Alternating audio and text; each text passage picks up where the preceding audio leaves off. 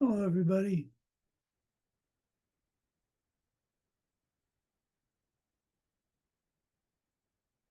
You can all hear me okay? So we're getting ready for the eclipse. So if this all falls apart, it's because of the eclipse. It's because of our joint karma for the eclipse messing with the world. So we hope that doesn't happen. Okay, let's go ahead and get started. Mike is not, no, he's not here. So let's make the mudra for the mandala, please.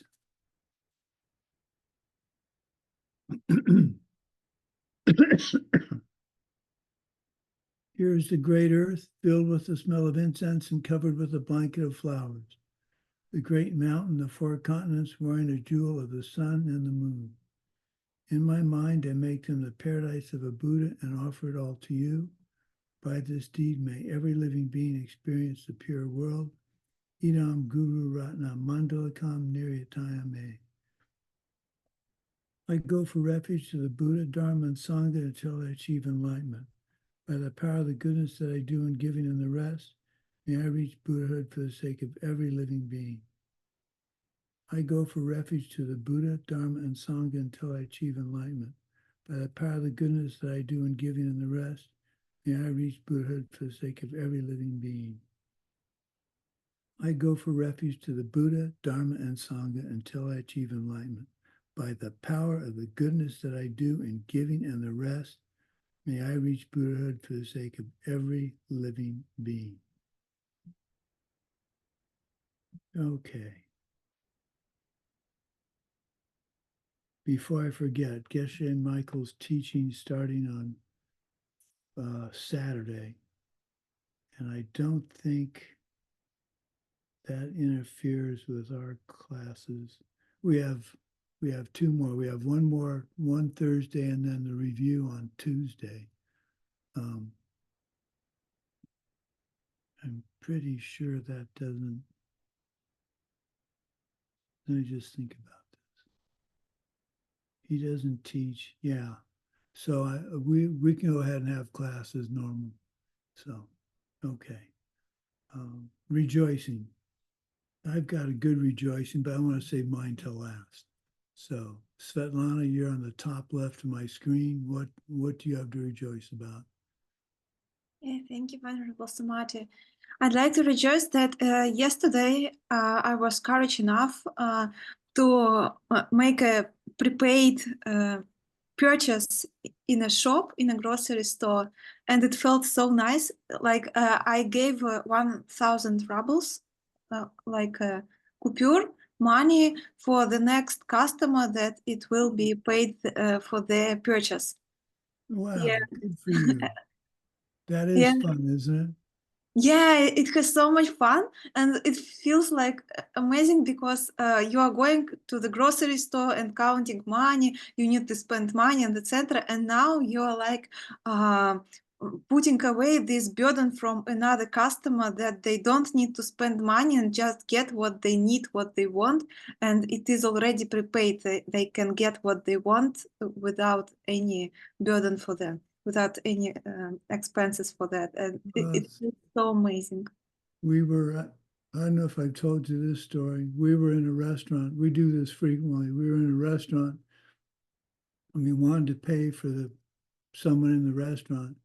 And so we said we wanted to do this. My wife looked and said, but don't tell them. And there was only one other couple in the restaurant.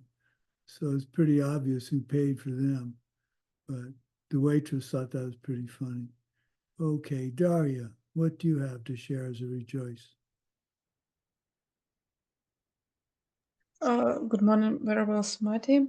I rejoice that when my mother's blood pressure raised, I'm always nearby and I can give her an injection. For example, in yesterday, yeah, she had a blood pressure, and I can do injection for her, and It's my big serve for her. I'm rejoiced I can help. Wow. Well, I hope she's okay. That's great that you're there to be able to help her. That's very powerful. She's a very powerful karmic object in your life. So you're setting the seeds to have people help you in the future. That's great. Okay, Anna.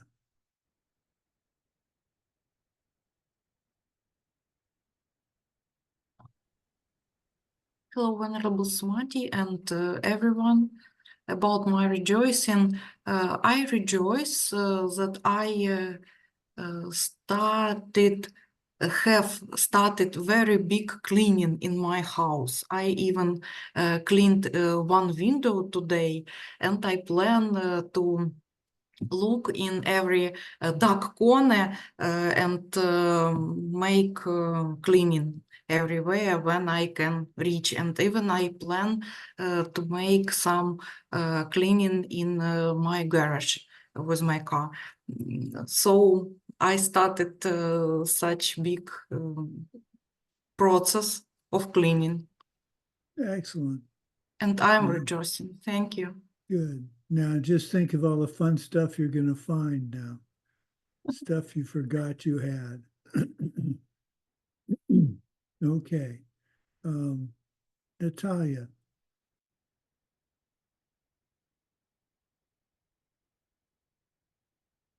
Hello, Venerable Sumati, can you hear me? Yes, I can. Well, today I rejoice about the fact that this weekend I've met with one of my close friends, and she doesn't believe in karma and all these things, and even she never wanted to hear anything about it from me. But during this meeting, before this meeting, I put well, my special motivation to find special words and try to help her somehow. And as a result, but at the end of our meeting, she told me that she was inspired by some of my stories of success, and that she wants to try. And she even asked me about the practice of 4 powers. And yesterday I sent her the video about the pen and about the 4 powers.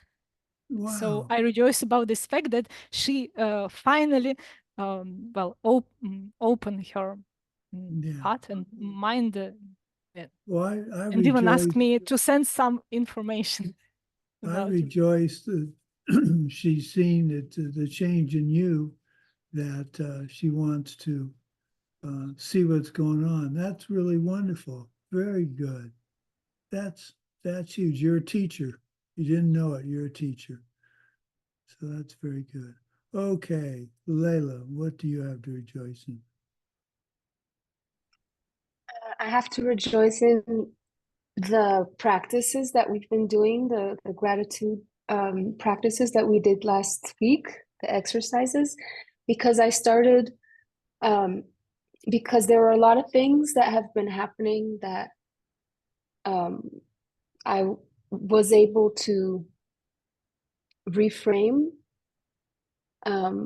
Little things like I would open the closet and hit my ear and it would hurt, and then or I'd hurt myself, and then I would just be happy that I even have an ear to begin with, and would just start patting it and just be happy about it. Something that would be annoying isn't. And another bigger thing is that my fridge isn't working and hasn't been working for about a week now, and now the freezer isn't working. And I'm just grateful I even am able to have this luxurious thing that we never used to have before, as a fridge where we can keep food in. I feel a little bad about the waste of the food, and I'm trying to do the best I can with it. But the gratitude exercises have been coming up in an automatic kind of way, as like little reminders, like notifications on phones. And and they're an easy thing for me to follow and to appreciate because it feels true and it feels good. And Good. Well, that's the whole point. We're trying to immerse ourselves in these teachings so that everyday occurrences that before you just said, oh, it's my karma, but, or you didn't even think about it being your karma. Now you're thinking, it's my karma, so what do I have to do? That's wonderful. Evgeny, what do you have to rejoice about?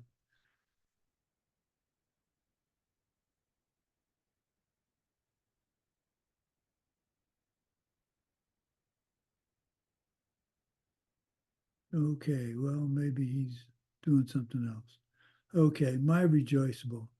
This is really a very good example of what I've been trying to teach all these years. So my friend and I were fixing a leak in the water of my wife's outdoor watering for her plants.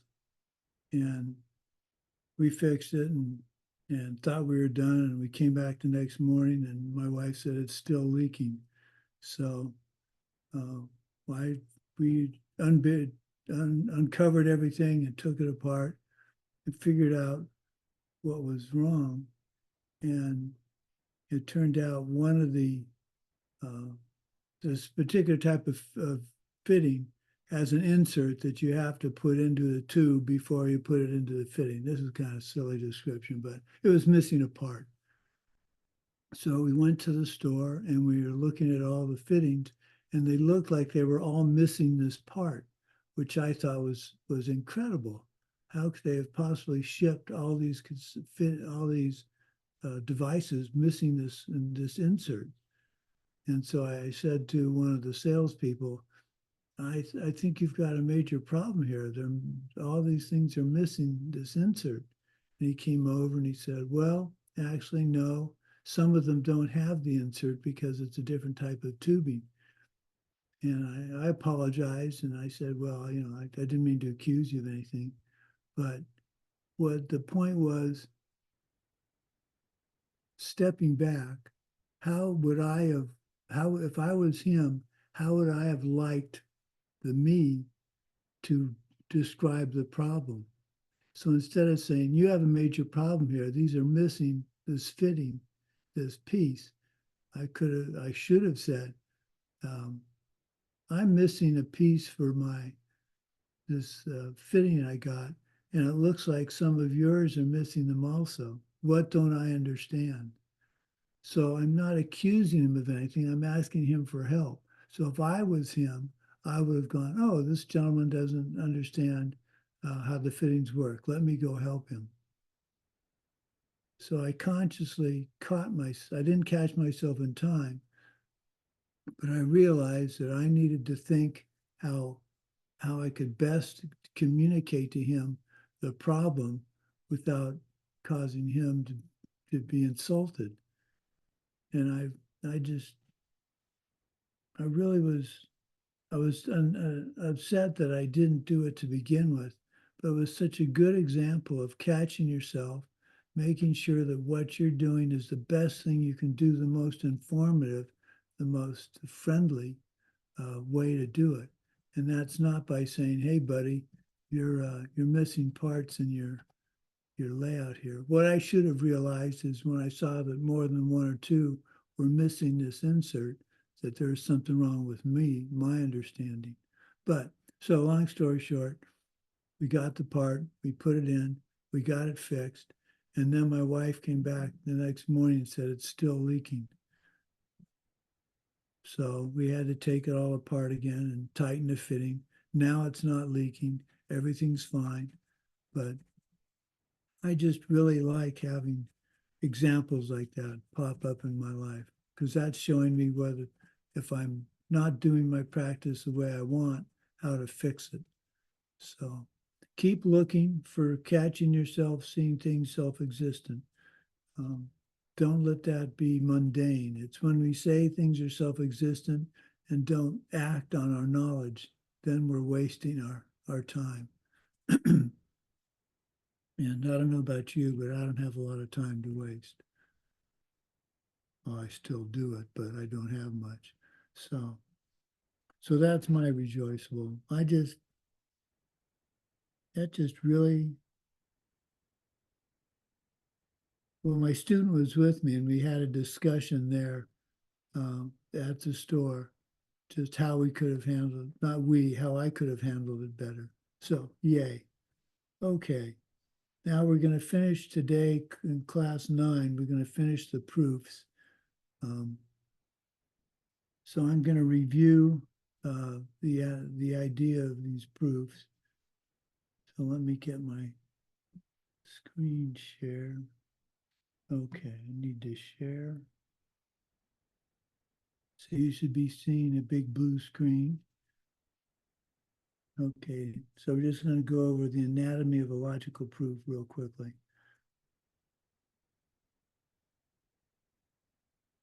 So you have a subject matter, you have the assertion to be proved, and you have the reason establishing the assertion.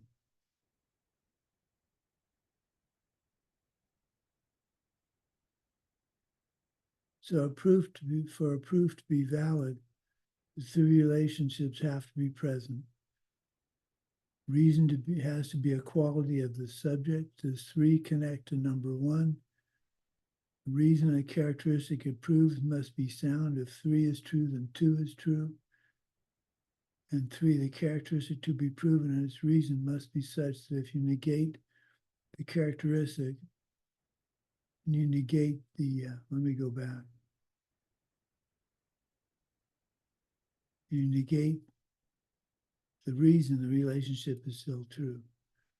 So here's a kind of a silly example. Consider the sun. So that's our subject. The characteristic to be proven is the sun is not blue. The reason, because it is yellow. Now, that seems pretty trivial, but it gives us an idea of how this works. Does 3 follow 1? The sun is yellow. So the sun is, consider the sun, reason because it is yellow. Well, yes, the sun is yellow.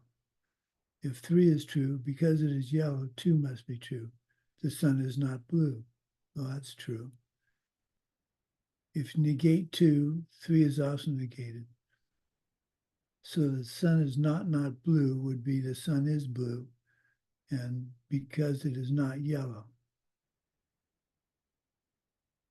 Okay, so that's all true. So let's move on to the remaining proofs. Proof 7. Consider the 4 inner elements in the form of the 5 sense powers. They are not the material cause of mind, because if you damage one or more of the 5 senses, it is not necessarily the case that you damage the mind.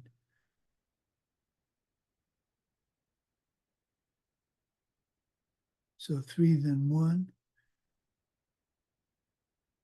Consider the 4 elements in the form of the 5 sense powers. Even if you damage one or more of the 5 sense powers, it is not necessarily the case that you damage the mind. So we're considering the 5 sense powers, and we're doing that in step 3 as well. 3 then 2. If you damage one or more of the 5 sense powers, it is not necessarily the case that you damage the mind, because they are not the material cause of the mind. Well, that makes sense. If not 3, then not 2.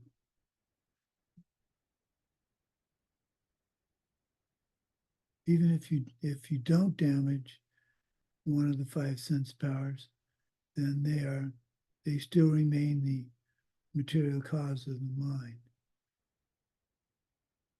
Proof 8. Consider the mind. The mind provides unique basis for the sense powers because the mind projects the 5 sense powers. 3 then 1. Consider the mind because the mind projects the sense powers. Okay. 3 then 2. Because the mind projects the 5 sense powers, the mind provides unique basis for the sense powers. Well, that makes sense. If the mind does not provide the unique basis for the sense powers, then the mind isn't projecting the sense powers. Proof 9, consider the mind. It is the basis or the cause for the mind to stay because it's past mental karma that keeps the mind continuing. Consider the mind because it's mental karma that keeps the mind continuing. Well, that's not contradictory. 3, then 2, because the mental karma that keeps the mind continuing is the basis for the mind to stay. Okay. 3, then 2. I tell you what, I think it's let me change this a little bit. We're kind of going through this quickly, and I don't think that's a good idea.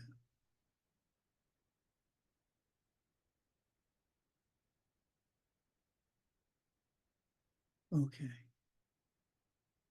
Hang on a minute. Okay.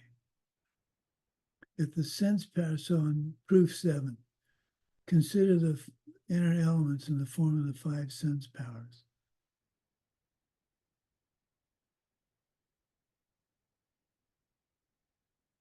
If the sense powers were the material cause of the mind, then if you damage the sense power, then the mind will likewise be damaged, but this is not necessarily so. If I lose 20% of my sense powers, let's say I lose, for me, I've lost a sense of smell.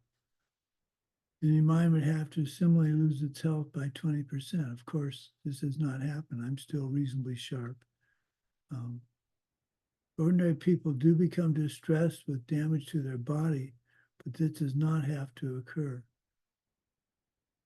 A bodhisattva can joyfully take his or her eye out and give it to someone who requests it without any pain or grief.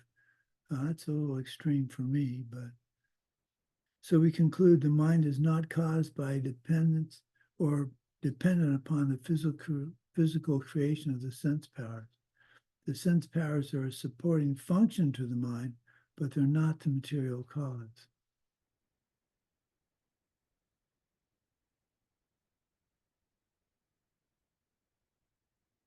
Okay, so let's go to proof 8.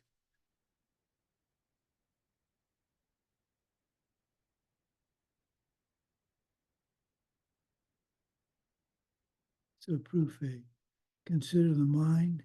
The mind provides unique basis for the sense powers because the mind projects the sense powers. Rather than the mind coming from the sense powers come from the mind. The mind does not turn into the sense powers as such. It's not the material cause of the sense powers, but it brings about their existence by way of triggering rebirth and samsaric existence. Previous moments of karma act as projecting causes for rebirth, and from rebirth comes the creation and development of living tissue. So we can say the sense powers come from karma. This type of karma is known as projecting karma, which is a link number 10 in the wheel of life. It is ripening karma that projects one to a new rebirth. There is a second type of karma in the wheel of life, which is link number 2, immature, unripened karma. The difference between the second and 10th links are links 8 and 9, which are types of craving and grasping at the moment of death, which trigger the ripening of projecting karma and compel another rebirth. This is why you do the death meditation, and you make sure that at the moment of death, you're not concerned about whether your loved ones will miss you. You're not concerned about who's going to get your car, your computer. You're not concerned about things you haven't done. You have instead on your mind the fact that you want to reach enlightenment as soon as possible. So proof number 9. Consider the mind as the basis or the cause for the mind to stay because it is past mental karma that keeps the mind continuing. The mind depends on itself. That is, former instances of the same mind stream. Previous moments of consciousness are the basis for the mind to stay, to continually exist. The mind keeps mind going. Previous instances of mind are why the mind does not stop. So they say that the mind causes the stain of the mind. Therefore, the mind does not stop before or upon death, because there's always a previous moment of mind to continue the mind.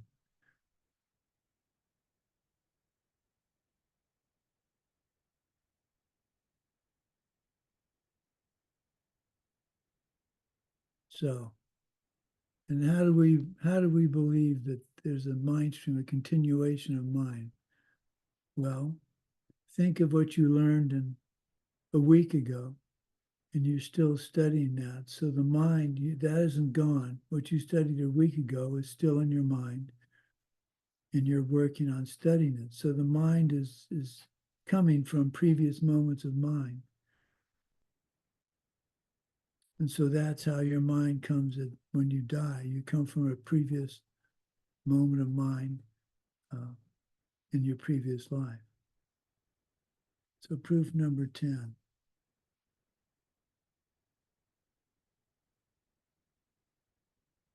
Consider the mind an ordinary person at the moment of death. It crosses into another state of mind and another rebirth, because the mind at the moment of death possesses ignorant desire and projecting karma. The mind of a being at death will always cross over into a subsequent state of mind in another rebirth, as long as the causes are present. The causes are projecting karma, which is triggered by ignorant desire and grasping. In contrast, the mind of an arhat is free of ignorant desire at the moment of death, so his or her mind does not cross the line into another samsaric rebirth, and instead goes to a paradise rebirth. That's our goal. This process of an ordinary person taking rebirth needs more explanation, and we're going to discuss that in class 10. So this is all heavy slogging, but let's see if we can get a conclusion. We have used the Tibetan concept of logical proof to prove the existence of past lives by demonstrating that one has a state of mind at birth, and this state of mind can only have come from a previous state of mind, a state of mind at the end of one's past life. We prove the existence of future lives by demonstrating that the mind of an ordinary person at death will cross the line into a later state of mind in a subsequent life, because that mind had ignorant desire and grasping at the moment of death.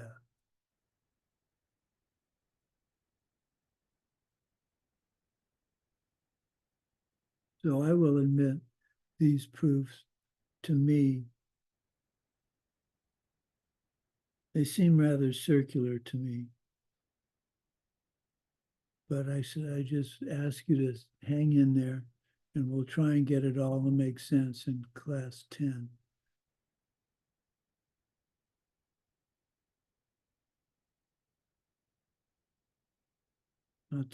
That's a very short class, but that's all I've got for today. I want to go over that example again of what happened with me and the store trying to get that part. It really had an effect on my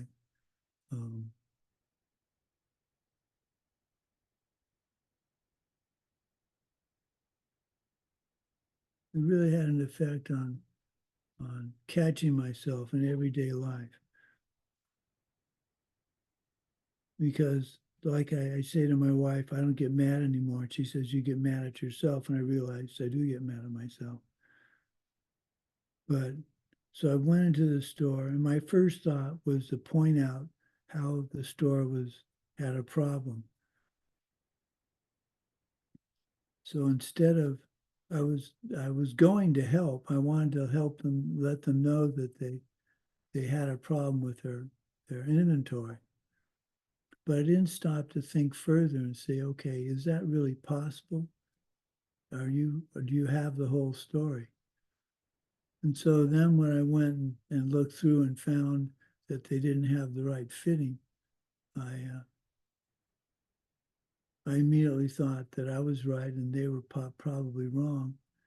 And I somewhat gently, but I somewhat accosted the salesperson. Now, in defense of myself, I'm old enough to remember when these particular type of fittings first came out, and they were made only for polyvinyl chloride tubing. They were made only for this polyethylene tubing called PEX, P-E-X. So based on my experience of 15 years ago, I was right. They were missing a fitting. But fast forward 15 years, and now they're used on a variety of other pipe. So you have to look more carefully at the baggie that's got the fitting in it to make sure that it says it can be used on that particular type of pipe. I did not see that. I did not know that. And so I was going on a 15-year-old supposition. So what I did wrong was I didn't think through whether it's possible a store could be that unaware of what's on its shelf. Because if that was true, if what I was thinking was true, that would have happened many, many times, and they would have some kind of a solution for it. So once I learned that I was in a mistake, I admitted to him, I apologized to him. But that brought to mind that anytime I find something wrong, I need to stop and realize it's coming from my past misdeeds. It's my fault that it's wrong. And I need to help the other person understanding that I'm the source of what the problem was. The store didn't have the problem. I had the problem. So I think that's really an important lesson for me. And I urge you all to continue to. In fact, let's do that again. I would like everybody to come up with an example between now and next class of you seeing something as self-existent and catching yourself that you're seeing it that way and what you did about it in that instance. So I need to write that down so I won't forget I asked you to do that.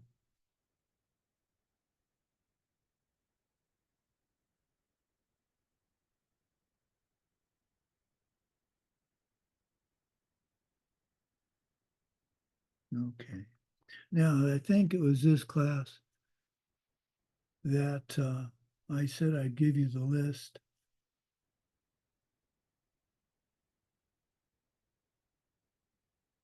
The 10 questions the Lord Buddha refused to answer. So the first one, is the universe eternal? Is the universe not eternal? If the universe is the universe finite?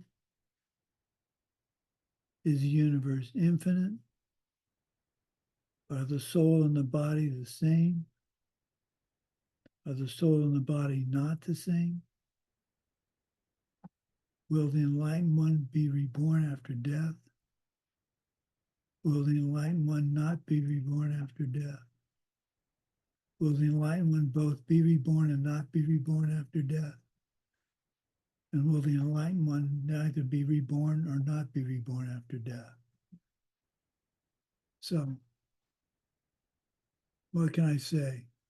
Those questions mystify me, which is probably why he wouldn't answer them. So, if you'd like, I'll send this to Svetlana and she can give it to all of you. Now this isn't in my book of lists. It probably should be. Okay, I've got to just take a break for a minute. So.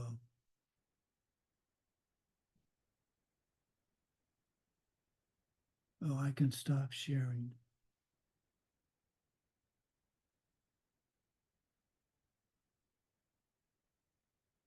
Okay. I'll be right back.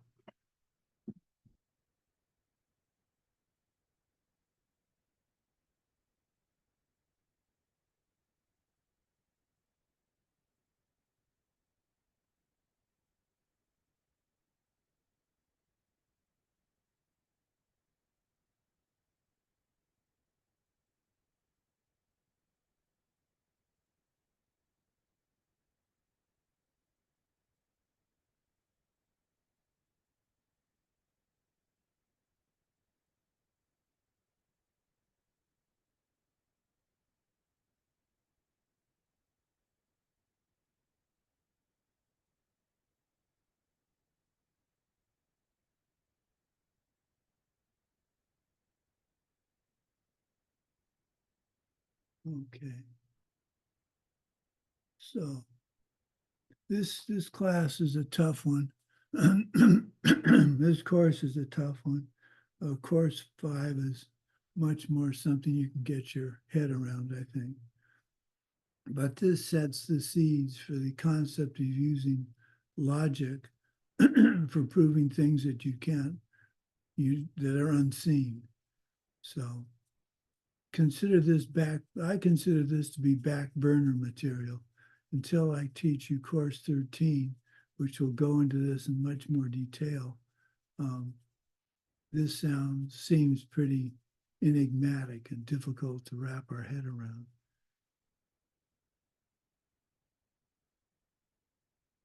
So I think this is the karma ripening for me to go see the eclipse. So I'm going to go do that. Okay. So you have an assignment. You need to come up with another example of seeing something as self-existent and what you did about it. And we'll discuss that next class. And Layla, if you could stick around for just a minute, that would be great. Oh, I didn't give everybody access to the book of lists because I wanted to check with Layla to make sure it was okay to do that. So after we talk, after class, I will, if she approves, because she's the head of this whole thing, I will send you the URL. I ask you not to share it with anybody else. We're going to release it on Friday, the 12th. I'm not sure how we're going to do that, but maybe that's one thing we can talk about, Layla. Okay. Okay, dedicate. By the goodness of what we've just done, may all beings complete the collection of merit and wisdom, and thus gain the two ultimate bodies that merit and wisdom make. Hang in there. The courses get more interesting, more relevant, I think. And I'll try and do a better job. These are tough courses for me to teach. So, okay. We'll see you all. Let's see, I guess that'll be on Thursday. Okay, bye-bye. Thank you. Thank you so much. Okay, Layla, what do we have any final things to go over, or is it pretty much set to let people look